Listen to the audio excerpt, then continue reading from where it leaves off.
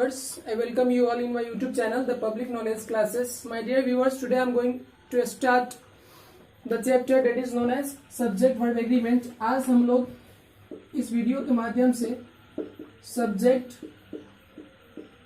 Verb agreement के बारे में जानेंगे, जिसको आप लोग सिंटेक्स के नाम से भी जानते हैं। SYNTX सिंटेक्स में होता है वाक्य विचार के बारे में हम लोग बात करेंगे। देखिए, सब्जेक्ट और वर्ब के बीच में एग्रीमेंट प्रॉपर होना चाहिए, तभी जाकर के वो सेंटेंस सही होता है, otherwise the sentence is not correct. Agreement का मतलब होता है तालमेल, और चीजें और व्यक्तियों के बीच में सही तालमेल का होना बहुत ही जरूरी है, तब जाकर के जो रिलेशन होता है और वातावरण बढ़िया बनता है। जैसे अगर बात करें सब्जेक्ट, अगर वाक्य का सब्जेक्ट सिंगुलर हो तो सिंगुलर वर्ब को अप्लाई करना पड़ेगा, वाक्य का सब्जेक्ट प्लूरल हो तो प्लूरल वर्ब को अप्लाई करना पड़ेगा। जैसे अगर हम यहाँ पे लिखते हैं The boys LAUGH laughs at me. The boys laughs at me. Here the subject of the sentence is the boys plural. Understand? Plural और सब हम वर्ब क्या लगा है, सिंगुलर लगा है, तो हमारा सेंटेंस क्या है, इनकरेक्ट है। अंडरस्टैंड? आपको लगाना पड़ेगा सब्जेक्ट जो है the boys laugh LAUGH laugh at me, लड़के मुझ पे हंसते हैं। अंडरस्टैंड? लाफ एट मी, क्योंकि सब्जेक्ट जो हमारा प्लूरल है और लाफ हमारा क्या है, ये भी प्लूरल वर्ब है, यानी कि there must be proper agreement between subject and verb, then the sentence will be correct. If there is no proper agreement between subject and the verb, the sentence will not be correct. अगर subject और verb के बीच में proper agreement नहीं होंगे तो वो गलत होंगे। अगर उनके बीच में examples here, in the first example there is no proper agreement between subject and verb, that's why the sentence is incorrect. But in the second example there is proper agreement between subject and verb, that's why the sentence is correct. पहले वाले example में subject और verb के बीच में proper agreement नहीं है, क्योंकि सब्जेक्ट प्लूरल है, वर्ब सिंगुलर है, इसलिए वो इनकरेक्ट है, गलत है। दूसरे वाक्य में हमारा सब्जेक्ट प्लूरल है, वर्ब भी प्लूरल है, that's why this sentence is correct. So my dear friends, in this chapter we will be discussing about subject verb agreement and many rules. लेंगे हम एग्जाम्पल है हमारे पास, Kohli knows how to play cricket डाल सकते हैं, लेकिन रहने देते हैं। Kohli knows how to play. यहाँ देखिए सेंटेंस हमारा सही है, क्योंकि सब्जेक्ट हमारा क्या है, कौन क्रिकेट खेलना जानता है, कोहली खेलना जानता है। सब्जेक्ट क्या होता है, सब्जेक्ट, किसी सब्जेक्ट को हम कैसे पहचानेंगे, किसी वाक्य में जो सब्जेक्ट होता है उसको पहचानेंगे कैसे, यानी कि सब्जेक्ट में होता है विषय, आप सब जानते हैं। सब्जेक्ट जो व्यक्ति काम करता है उसको सब्जेक्ट बोलते हैं, जिसके बारे में बात की जाती है उसको सब्जेक्ट बोलते हैं। जैसे कि इस सेंटेंस में Kohli knows how to play, यानी कोहली खेलना जानता है। कौन खेलना जानता है, कोहली, यानी कि खेलने का काम जो है वो किसके द्वारा जाना जाता है, तो कोहली के द्वारा। So Kohli is the subject of this sentence. यानी कि अगर बात करेंगे America is the most powerful country of the world, तो who is the most powerful country of the world, which is the most powerful country of the world, तो America is the most powerful country of the world. So we are talking about America in this sentence, so America is the subject, यानी कि जिसके बारे में बात होगा या जो काम करेगा वो सब्जेक्ट कहलाएगा। जैसे कि मैं अभी इस वीडियो को मैं बना रहा हूँ, तो इस वीडियो को बनाने वाला कौन है, मैं हूँ, तो यानी कि इस काम को करने वाला मैं हूँ, तो इस काम का सब्जेक्ट कौन है, मैं हूँ। अंडरस्टैंड? सो यानी कि सब्जेक्ट वह होता है जिसके बारे में हम बात करते हैं, जो काम करता है। जैसे कि Mr Sharma teaches me English, Mr Sharma मुझे इंग्लिश पढ़ाते हैं, यानी कि who teaches me English, Mr Sharma. So Mr Sharma is the subject of this sentence. अगर बोलेंगे Mr Sharma is the best teacher of Muzaffarpur, तो मिस्टर शर्मा जो हो जाएंगे, we are talking about Mr Sharma, so Mr Sharma is the subject of the sentence. So in this sentence आप देख सकते हैं कि Kohli knows how to play, यानी कि कोहली खेलना जानता है। So in this sentence subject is Kohli and verb जो है वो नोज है, यानी कि कोहली और वर्ब के बीच में प्रॉपर एग्रीमेंट है, यानी कि सब्जेक्ट और वर्ब के बीच में क्या है, प्रॉपर एग्रीमेंट है, क्योंकि सब्जेक्ट हमारा सिंगुलर है, वर्ब भी हमारा सिंगुलर है। माय डियर फ्रेंड्स, जब हम नाउन में NOUN नाउन प्लस SES जोड़ते हैं ना, तो वो हमारा जो हो जाता है वो प्लूरल हो जाता है, प्लूरल बन जाता है। अंडरस्टैंड? यानी कि जब नाउन में S या ES अब जोड़ेंगे तो वो प्लूरल बन जाता है, यानी कि नाउन अपने ओरिजिनल फॉर्म में सिंगुलर होता है।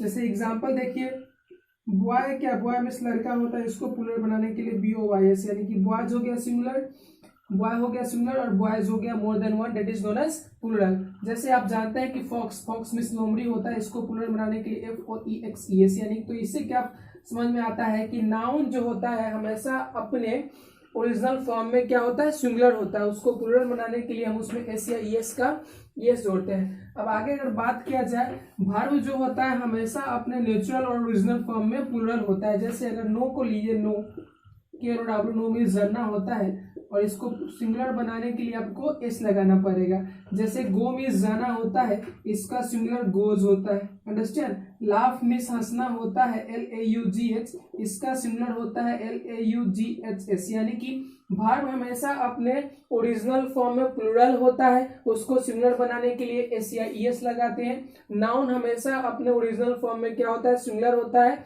उसको प्लूरल बनाने के लिए हम लोग क्या करते हैं, एस या ईएस उसमें ऐड करते हैं। तो माय डियर फ्रेंड्स, नो हमारा वर्ब है, कोहली इस वाक्य का सब्जेक्ट है, कोहली सिंगुलर सब्जेक्ट है, इसलिए इसके साथ सिंगुलर वर्ब का अप्लाई किया गया है, इसलिए सेंटेंस हमारा सही है। Because this sentence is right because there is proper agreement between subject and verb. अब हम जो दूसरा एग्जांपल लेंगे उसके बारे में थोड़ा देखिए ध्यान से। जैसे अगर आप इसी सेंटेंस को कह देंगे, कोहली लिखेंगे ऐसे, Kohli know how to play PLAY, how to play, then this sentence will be incorrect because there is no proper agreement between subject and verb। इस सेंटेंस में सब्जेक्ट और वर्ब के बीच में प्रॉपर एग्रीमेंट नहीं है, तालमेल सही नहीं है, इसलिए सेंटेंस सही है। क्योंकि कोहली हमारा सिंगुलर सब्जेक्ट है, अंडरस्टैंड, और जो वर्ब है हमारा वो प्लूरल वर्ब है, अंडरस्टैंड, इसलिए that's why this sentence will be incorrect. There must be proper agreement between subject and verb. अगर सब्जेक्ट और वर्ब के बीच में प्रॉपर एग्रीमेंट नहीं होंगे तो वो सेंटेंस सही नहीं होगा।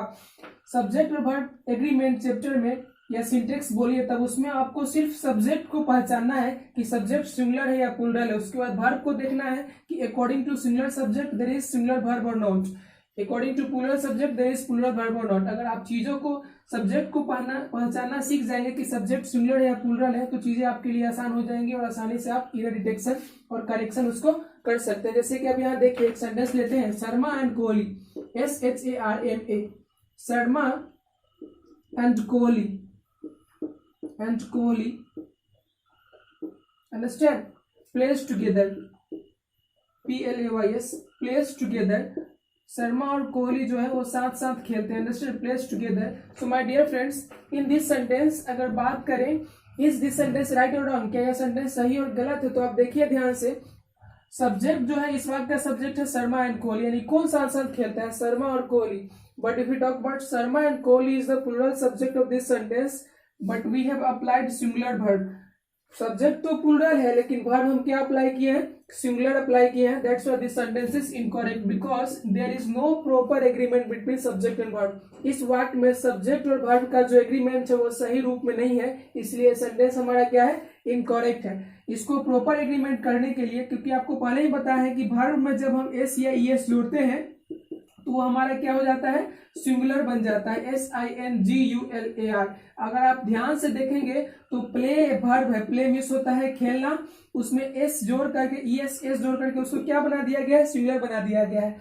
लेकिन सब्जेक्ट तो हमारा प्लूरल है तो वर्ब भी हमारा प्लूरल होना चाहिए था। अगर इस सेंटेंस में प्लेस के जगह पे प्ले हम छोड़ देंगे, when this place will be replaced with play, then the combination of this sentence will be right and this sentence will be also correct। that means subject plural है तो आपको यहाँ play लिखना चाहिए था on the place of play। अगर play लिखेंगे तो sentence हमारा सही हो जाएगा। तो हम क्या सीख रहे हैं, subject verb agreement, यानी कि subject और verb के बीच में proper agreement होना चाहिए, तब जाकर के sentence हमारा सही होगा। My dear friends, I will be discussing each and every rule of subject and verb agreement, यानी कि सब्जेक्ट वर्ब एग्रीमेंट जो है वो बहुत सारे ग्रामर के टॉपिक से इंटरकनेक्टेड है। आप आर्टिकल भी पढ़ेंगे तो आपको सब्जेक्ट वर्ब एग्रीमेंट के टॉपिक को पढ़ना पड़ेगा, आप नाउंस पढ़े, प्रोनाउंस पढ़े, एडजेक्टिव्स पढ़े, यानी कि बहुत सारे चीजों से जो सब्जेक्ट वर्ब एग्रीमेंट को निकाल करके बनाया गया है। आप ये इंटरकनेक्टेड है तो चीजें आपके लिए बहुत आसान हो जाएंगी। जब नाउंस, ग्रामर्स के और भी अदर टॉपिक पढ़ते समय भी हम लोग सब्जेक्ट वर्ब एग्रीमेंट के बारे में डिस्कस करते रहेंगे।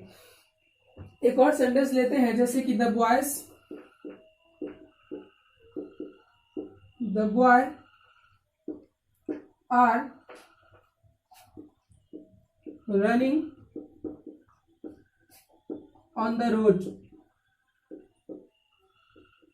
Understand, we are talking about here who is running on the road, कौन दौड़ रहा है सड़क पे, तो लड़का सड़क पे दौड़ रहा है। सब्जेक्ट हमारा क्या है, सिंगुलर है, लेकिन वर्ब हमारा क्या है, प्लूरल है। That's why this sentence is not correct, it is incorrect because there is no proper agreement between subject and verb. Subject और वर्ब के बीच में प्रॉपर एग्रीमेंट है ही नहीं।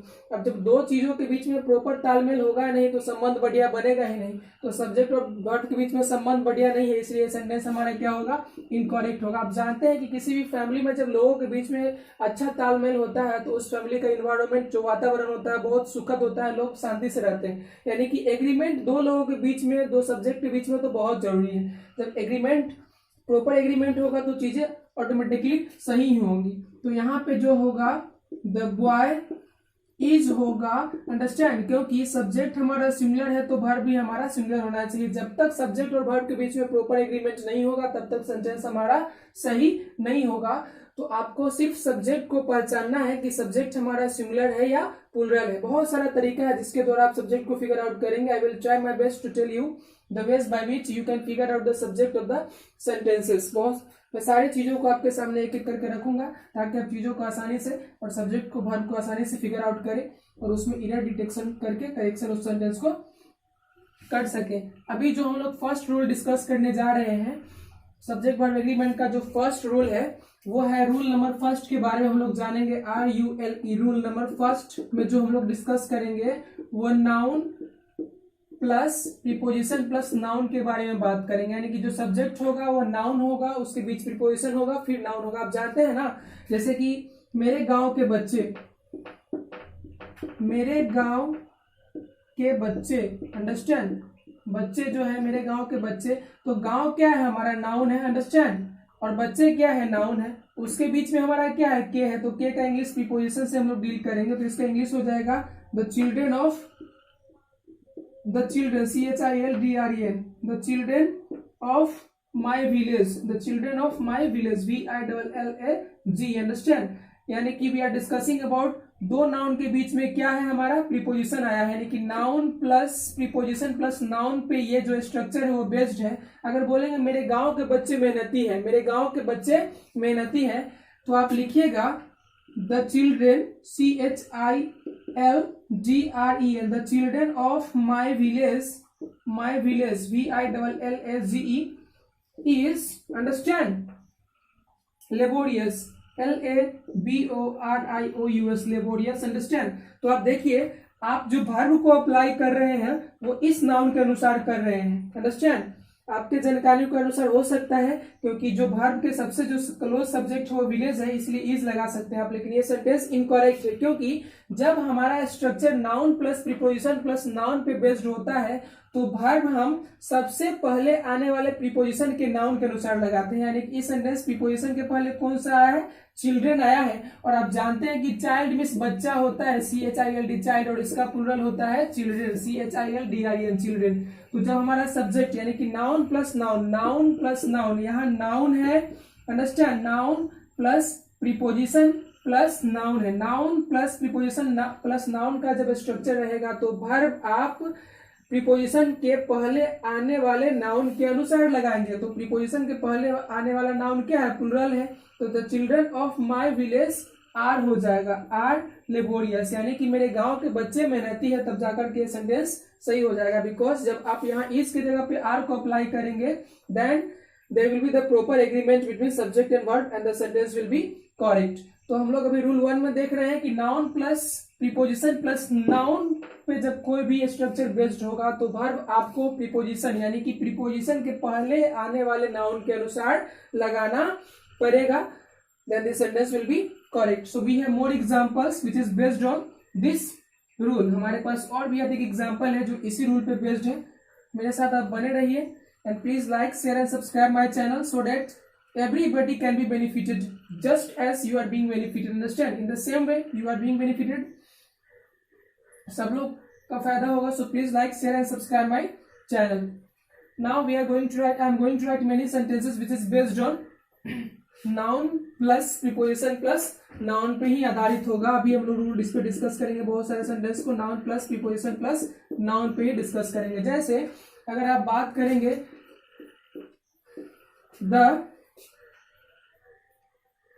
cows, COWS, the cows of, understand, Sunil and Anil, SUNIL, Sunil and Anil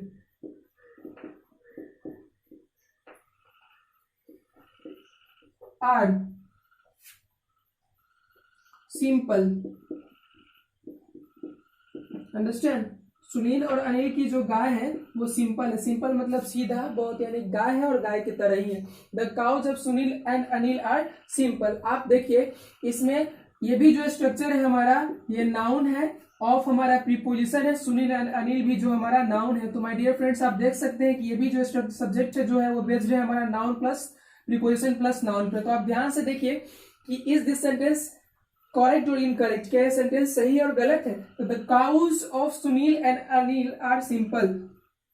so my dear friends this sentence is correct because there is proper agreement between subject and verb. इस वाक्य में subject और verb के बीच में proper agreement है, क्योंकि आप देखिए मैं क्या बोला हूं कि प्रीपोजिशन के पहले आने वाले नाउन के अनुसार ही वर्ब को अप्लाई करना है, और प्रीपोजिशन के बाद भी यहाँ सुनील अनिल जो प्लूरल है, लेकिन हमको देखना क्या है प्रीपोजिशन के पहले वाले नाउन के अनुसार। तो प्रीपोजिशन के पहले वाला जो नाउन है वो प्लूरल है, इसलिए हमारा जो वर्ब है वो प्लूरल अप्लाई किया है। अगर आप यहाँ लिखेंगे the cow of Sunil and Anil, SUNIL, Sunil and Anil, दो व्यक्ति तो दो हो सकते हैं, अंडरस्टैंड, इज सिंपल। तो आपका सेंटेंस ये भी सही होगा, SIMPLE, क्योंकि इन दोनों सब्जेक्ट के बीच में यानी कि सब्जेक्ट और वर्ब के बीच में प्रॉपर एग्रीमेंट है, इसलिए सेंटेंस सही होगा। The cow of Sunil and Anil, यानी कि सुनील और अनिल की गाय, यानी कि दोनों ब्रदर हो सकता है, उसके पास एक गाय है, तो इसलिए होगा क्योंकि ऑफ की यानी कि noun plus preposition plus noun में जो ऑफ प्रीपोजिशन के पहले वाला शब्द होता है उसके अनुसार ही हम लोग वर्ब अप्लाई करते हैं। तो इसमें देख सकते हैं the cow of Sunil and Anil is simple, यानी कि प्रीपोजिशन के पहले सिंगुलर नाउन है तो हम यहाँ सिंगुलर वर्ब को अप्लाई किया है। That's why this sentence is also correct. We have more examples which is based on noun plus preposition plus noun, so please be with me and let's deal with the examples which is based on noun plus preposition plus noun. So my dear viewers we have more examples which is based on noun plus preposition plus noun। हमारे पास और भी examples हैं जो noun plus preposition plus noun पे based है। So we have first, देखिए इसमें क्या है, अभी the details of the incident was not known. The details of the incident यानी कि जो इंसिडेंट का जो विवरण था, डिटेल्स था, वो नहीं जाना, मतलब नहीं जाना माना था। नोन मतलब जाना माना बोल सकते हैं, यानी कि जिसका इन्फॉर्मेशन आपके पास हो। तो the details of the incident was not known. We are talking about, देखिए ये नाउन, डिटेल्स जो है वो नाउन है, ऑफ हमारा प्रीपोजिशन है और इंसिडेंट भी हमारा नाउन है। तो ये भी जो इसका सब्जेक्ट है, यानी कि क्या नोन नहीं था, क्या जाना हुआ नहीं था, तो यानी कि जो इंसिडेंट का डिटेल्स का विवरण था वो जाना हुआ नहीं था। तो the details of the incident इस वाक्य का सब्जेक्ट है, और सब्जेक्ट हमारा देखिए क्या है कि इसमें बेस्ड नाउन है, पहले डिटेल्स, उसके बाद ऑफ प्रीपोजिशन है, फिर नाउन है, यानी कि noun plus preposition plus noun में क्या होता है, वर्ब प्रीपोजिशन के पहले आने वाले नाउन के अनुसार हम अप्लाई करते हैं। तो प्रीपोजिशन के पहले आने वाला जो नाउन डिटेल्स है वो प्लूरल है, और हम वर्ब क्या लगाए हैं, सिंगुलर लगाए हैं, इसलिए that's why there is no proper agreement between subject and verb in this sentence, that's why this sentence is incorrect। अगर आप was को वर्ड से रिप्लेस कर देंगे WERE, then this sentence will be correct. तो was को word से replace कर दीजिए और इस सेंटेंस को सही कर देते हैं। Now we have the second example which is also based on noun plus preposition plus noun. हमारे पास दूसरा एग्जांपल भी इसी स्ट्रक्चर पे बेस्ड है। The movement of most animals are swift. My dear friends in this sentence the subject is the movement of most animals, यानी कि जो मूवमेंट मतलब गति होता है, gesture and posture of the animals, ज्यादातर जानवरों के जो मूवमेंट होते हैं वो तेज होते हैं, स्विफ्ट मींस तेज होता है। तो सब्जेक्ट देखिए ये किस पे बेस्ड है, मूवमेंट मींस नाउन होता है, ऑफ प्रीपोजिशन है और एनिमल्स भी नाउन है, यानी कि noun plus preposition plus noun पे बेस्ड है, और प्रीपोजिशन के पहले आने वाला नाउन हमारा सिंगुलर है और वर्ब हम क्या लगाए हैं, प्लूरल लगाए हैं, इसलिए यहाँ पे आपको आर को रिप्लेस करना पड़ेगा इज से, and then this sentence will be correct. Now we have the third example which is based on noun plus preposition plus noun पे।